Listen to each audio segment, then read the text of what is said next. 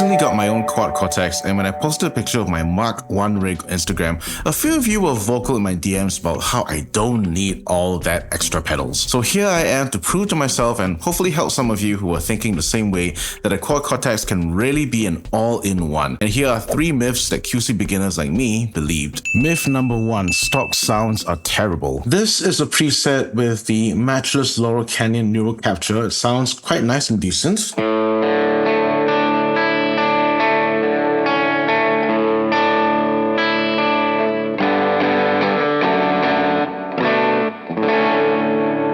And here it is with some other neural captures of drives.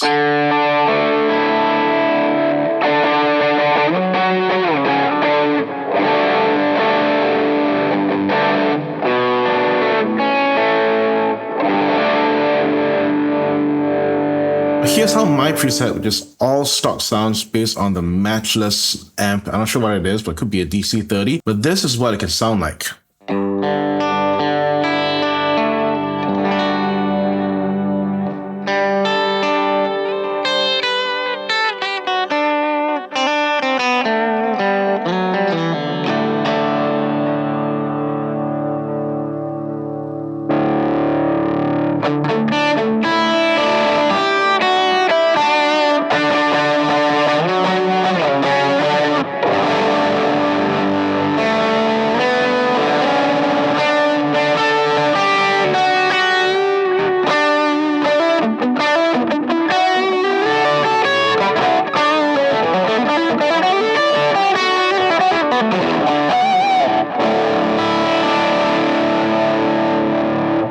Here's the red drive.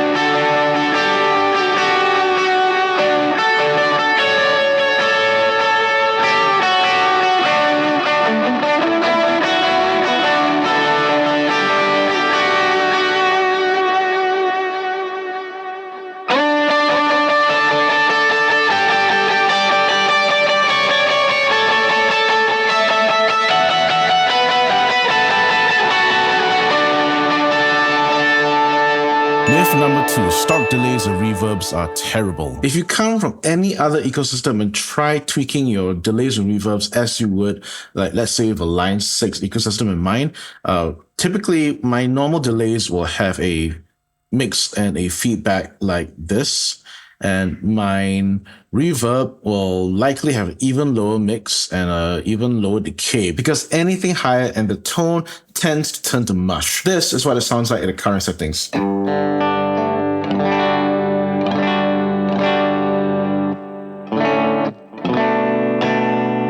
By Line 6 standards, that's very, very mild. So to turn this into a big and lush ethereal sound, you need to turn up the mix and feedback values. And don't be afraid to crank it up. So I'm going to double those values and make it even larger.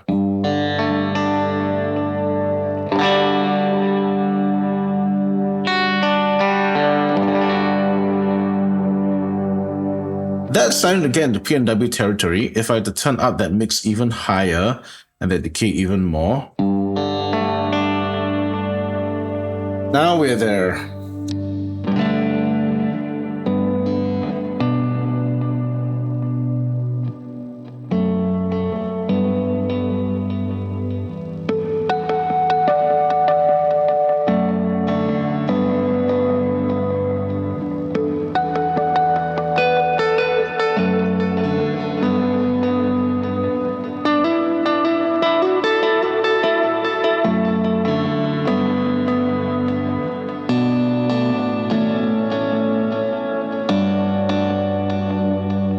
Because many of the parameters can be assigned to scenes, you can set up a scene where it's a very big, large ambient reverb, and then you can go back down to a normal sounding rhythm section. What's really cool with Quad Cortex is that when you change the mix and decay values, there's no recalculation as there is with the Line 6 stuff. Line 6 users, you know that when you change the mix and decay values of your delay and reverb, what's going to happen is that it's going to be a brief cut in the sound before the delay recalculates and plays your sound with the new set of values. Let me demonstrate what I mean. This is a big crunch sound.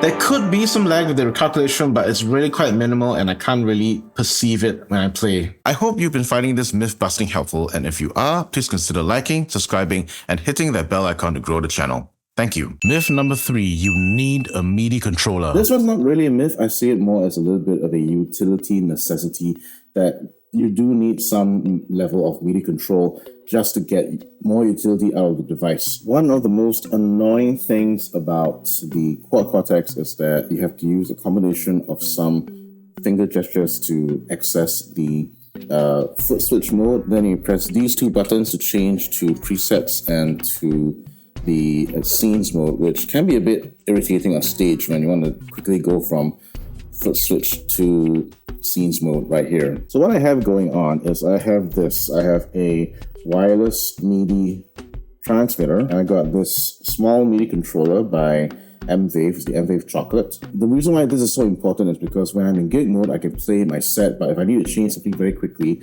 I don't have the time to exit out of gig mode, press this, and change something like that. That takes a long time because once I'm done, I have to go back and use my finger swipe to go that way, and that is taking way too long. So what I'm doing here is I'm setting up this controller to go from gig mode to grid mode, back to gig mode. And from here, I can toggle between scenes, which is here, and foot switch mode, and go very quickly between the two. I've not found the exact workflow I want to use. Maybe I'm going to use scenes as like different ambient states, and then I use foot switch mode to toggle my drives and the different effects. It would be ideal if I had something that could be pedalboard powered, like the string velocity monocle, which apparently can be mounted on the Quad Cortex unit or somewhere nearby, rather than having to rely on battery powered equipment. You could run out of battery if you've got to charge it.